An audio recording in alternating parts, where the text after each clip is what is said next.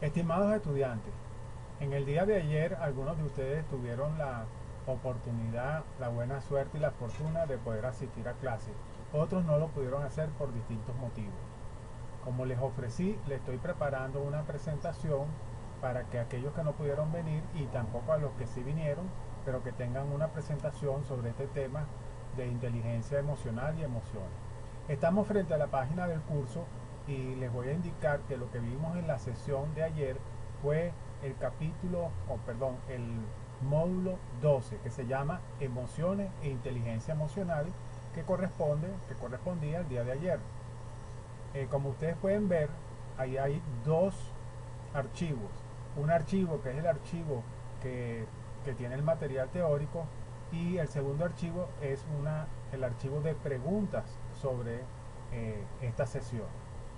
De tal manera que ustedes pueden desde ya bajar ese capítulo, bajar las preguntas y hacer sus comentarios la semana que viene, bien sea en forma virtual, bien sea en forma presencial. Ahora vamos a ir a la presentación propiamente dicha de inteligencia emocional.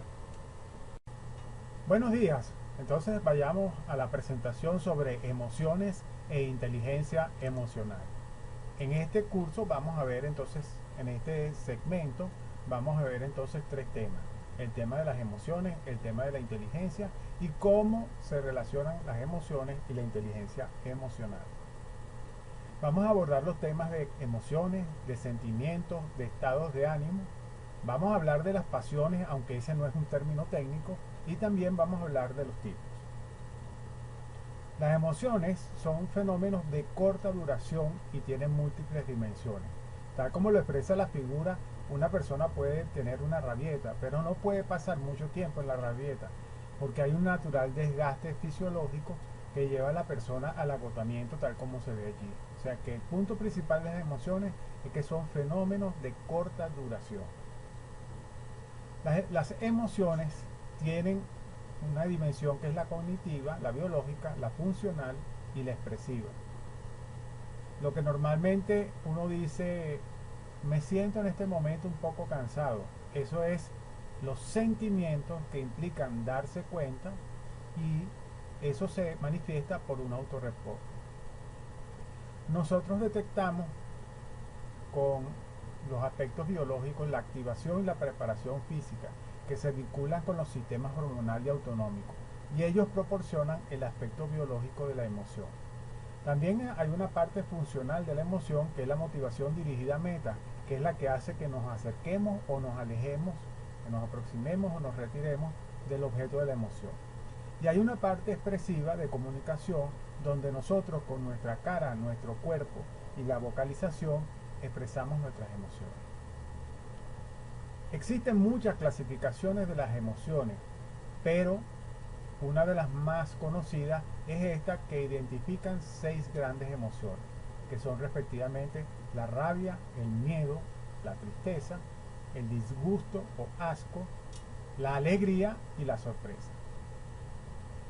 Los sentimientos nos orientan hacia los objetos o nos alejan de ellos en un estado que puede ser de placer o de displacer, puede ser de atracción o rechazo, puede ser de aproximarse o retirarse, puede ser de optimismo y letargo, hasta la irritación y la calma. Si usted está en una sesión de clase, usted durante unas 2 horas puede tener muchos sentimientos y puede pasar de la irritación a la calma, del optimismo al letargo, puede querer aproximarse, puede querer alejarse, puede querer ausentarse. Esos son los sentimientos. Los sentimientos, de nuevo, son muy frecuentes. Tenemos sentimientos en todo momento, no así con las emociones. Un aspecto importante de las emociones son sus correspondientes estados de ánimo. Y es muy importante que nosotros distingamos entre una emoción y un estado de ánimo. Uno puede tener un episodio de tristeza por la pérdida de un ser querido, por la pérdida de un bien material, por la pérdida de una relación. Eso es una emoción. Pero si uno contacta demasiados episodios de tristeza en corto tiempo, desarrolla un estado de ánimo particularmente problemático, que es la depresión. Si una persona le dice a usted que se siente deprimida, usted tiene que preguntarle por qué se siente triste o qué ha pasado en su vida en los últimos días que le ha producido tristeza. La tristeza en sí misma no es mala porque nos ayuda a, digamos, adaptarnos a las situaciones. Pero la depresión sí es un asunto de cuidado que requiere frecuentemente ayuda especializada. Por otra parte, muchos episodios de miedo, y nosotros tenemos derecho a tener miedo, generan una situación de angustia en la cual la persona no sabe por qué se siente mal. Y cuando una persona dice que está angustiada, debemos preguntarle cuáles son los últimos episodios que tuviste en tu vida que te hicieron sentir miedo. Muchas personas experimentan angustia en estos momentos porque han tenido muchas situaciones de enfrentamiento al miedo por lo que estamos viviendo en el país.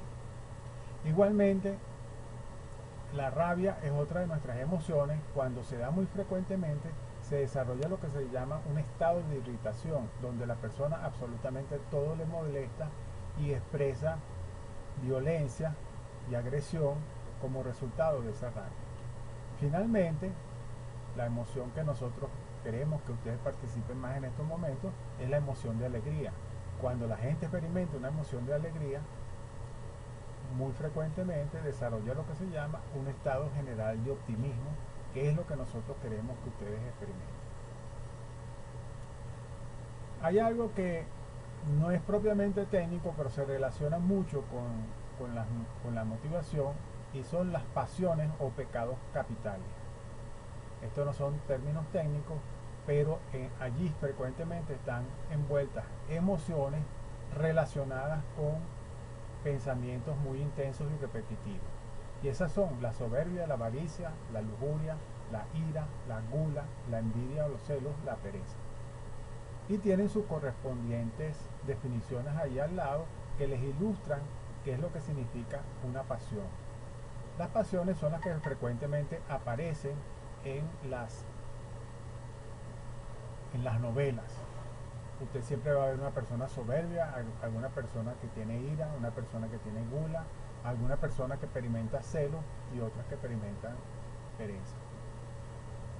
Aunque las llamamos pasiones, no entran técnicamente, pero es bueno compararlas con las emociones tal como las conocemos en psicología. También podemos explorar cuáles son las virtudes que deben cultivar las personas relacionadas con las pasiones. Por ejemplo, para la soberbia es necesario tener humildad, para la avaricia hay que ser generoso, para la lujuria hay que tener castidad, para la ira hay que tener paciencia, cuando experimentamos gula debemos cultivar la templanza, cuando tenemos celo debemos practicar la caridad, y el ser diligente nos ayuda a combatir la pereza. Ayer les hablaba de lo que se llama la teoría triangular del amor, y es como las personas se encuentran y empiezan a conocerse y a intimar. Generalmente las personas empiezan a conocerse porque existe una atracción, una química entre ambas personas. Y eso es por donde en primer lugar comienzan las aproximaciones entre los sexos. Y pues en el actuar está implícito desde luego el sexo. Luego que la persona empieza a tener una aproximación más bien física, empieza lo que se desarrolla el afecto, o más claramente la intimidad. Y finalmente las personas realizan un compromiso, y esa es la cognición. Las pasiones es una combinación excesiva de afecto con pensamientos reiterativos. Como hablábamos de la teoría del triangular del amor, el amor ya hemos dicho que comienza con la pasión, que es la conducta, luego las personas siguen en la intimidad y finalmente establecen un compromiso. Cuando existe solamente sexo y afecto, es un amor romántico. Cuando existe sexo y compromiso, pero no hay afecto, es lo que llamamos un amor fatuo. Y cuando existe afecto y existe compromiso, hay amor social y compañero. El problema es que tenemos que cultivar las tres dimensiones del amor: la intimidad o afecto, la pasión y el compromiso. Cuando esas tres están equilibradas, nosotros hablamos de amor pleno.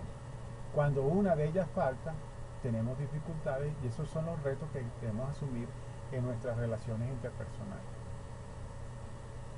Bien, ya hemos visto un segmento de las emociones, veamos ahora qué entendemos por inteligencia e inteligencia emocional. La inteligencia muy genéricamente la definimos como la capacidad para resolver problemas. Y un problema lo entendemos como la discrepancia entre una situación actual y una condición deseada. La inteligencia emocional, de acuerdo a uno de los pioneros en el estudio de la inteligencia emocional, que es Daniel Goleman, implica la capacidad de reconocer nuestros sentimientos y los ajenos, de motivarnos y motivar a otros, y manejar las emociones en nosotros mismos y en los demás. Para desarrollar la inteligencia emocional, habíamos mencionado ayer que se requerían estos elementos: la autoconciencia, la empatía, la asertividad, la autodirección y las emociones para motivar. La autoconciencia implica, tal como se ve en la figura, darse cuenta de las dimensiones de la emoción, es decir, poder constantemente monitorear cómo estoy yo en relación a mis emociones y sentimientos y poder distinguir los aspectos cognitivos, fisiológicos, expresivos y conductuales de la emoción. Es el primer paso. El automonitoreo de las emociones y los sentimientos es el primer paso para ser conscientes de nuestra inteligencia emocional. El segundo elemento es la empatía, que no es lo mismo que la simpatía. La empatía es la capacidad que tenemos para reflejar contenidos y sentimientos de las otras personas y que ellas sientan que nosotros lo estamos comprendiendo. Es literalmente ponerse en los zapatos del otro, ponerse en el lugar del otro y de esa manera poder comprender a la otra persona. Cuando nosotros decimos que tenemos un amigo es porque muy probablemente esa persona es capaz de ser empática con nosotros.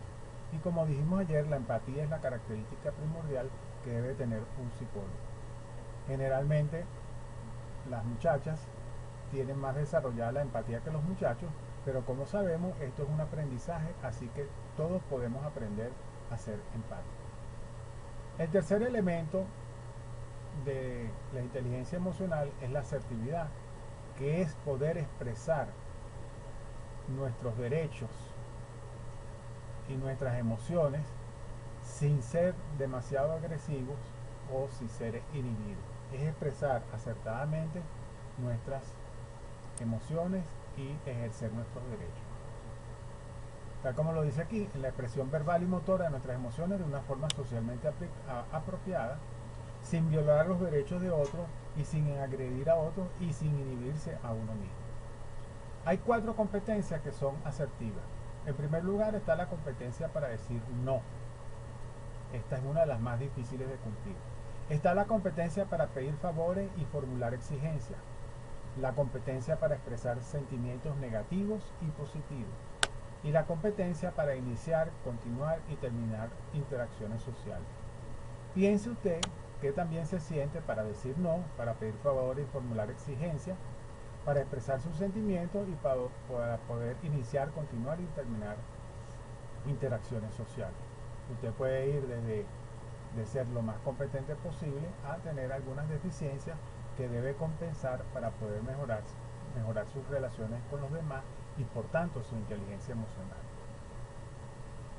El siguiente elemento es la autodirección, que es manejar nuestros propios sentimientos, emociones y estados de ánimo, darles dirección y sobre todo sentido. Es como si usted está montado en un caballo de carrera. El caballo de carreras naturalmente es un caballo que se mueve mucho, que siempre tiene las ganas de correr, y usted es el jinete.